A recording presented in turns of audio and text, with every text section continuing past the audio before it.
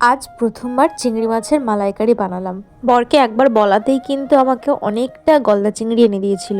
হ্যাঁ, তবে খুব বড় সাইজের পায়নি, তবে যেটা পেয়েছে সেটাই অনেকটা নিয়ে চলে এসেছিল। জানো তো, অনেকটা ভয় লাগছিল। আসলে যে কোনো নতুন রান্না ট্রাই করার আগে কিন্তু আমার অনেকটা টেনশন কাজ করে। আর খাওয়া দাওয়ার বিষয়ে কিন্তু আমার বর ভীষণ ছিপছিপে, তাই আমি প্রত্যেকটা রান্না করার আগেই কিন্তু শুরুতেই বলে দিই যে আমার কিন্তু অনেকটা ভয় লাগছিল রান্না করার আগে।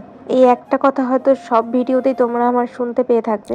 যাই হোক, তো এবার আসি মেন রান্নায়। তো দেখো, সবার প্রথমে চিংড়ি মাছগুলোকে নুন, হলুদ আর একটু কাশ্মীরি লঙ্কা দিয়ে মাখিয়ে নিয়েছিলাম। আর হ্যাঁ, মাছগুলোর কিন্তু আমি খোসাটা ছাড়াইনি, এইভাবেই রেখে দিয়েছিলাম। যেহেতু প্রথমবার আমি রান্না করছি, তো তার আগে আমি একবার ইউটিউবটা চেক করে নিয়েছিলাম যে কি করে করতে হবে। তো বিশ্বাস করো, একটা থেকে দুটো ভিডিও হয়তো দেখেছিলাম, তো আমার কাছে অনেকটা কঠিন মনে হয়েছিল। আর যে কোনো নতুন রান্নাই আমি যখন প্রথমবার করি, তখন কিন্তু আমি একবার আগে দেখে নিই রেসিপিটা। ওই এক থেকে দুটো ভিডিও দেখি, তারপরে নিজের মতন করে আমি সেটাকে করি।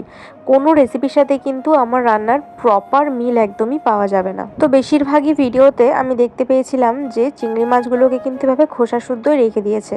তো ব্যাপারটা আমার কিন্তু বেশ ভালোই লেগেছিল। তো আমি ভাবলাম যে এইভাবেই ট্রাই করি তাহলে।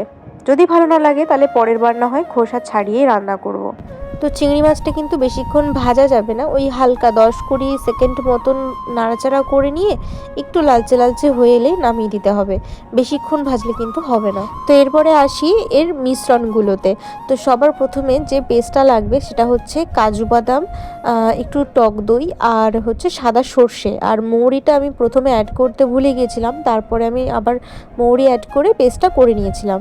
আর লাগবে হচ্ছে নারকেলের দুধ, যেটার জন্য নারকেল কুচিয়ে নিয়েছিলাম, মানে ওই নারকেল কুড়িয়ে নিয়েছিলাম, যেটা তারপরে পেস্ট করে সেখান থেকে নারকেলের দুধ বের করে নিয়েছিলাম। আর নর্মালি গরুর দুধ লাগবে, কাঁচা একদম দুধটা লাগবে। আর লাগবে হচ্ছে পেঁয়াজের পেস্ট আর আদা রসুনের পেস্ট। তো দেখো, সবার প্রথমে কড়াইতে তেল গরম করে তার মধ্যে গোটা গরম মশলা ফোড়ন দিয়ে তারপরে পেঁয়াজটা সবার প্রথম ভেজে নেব।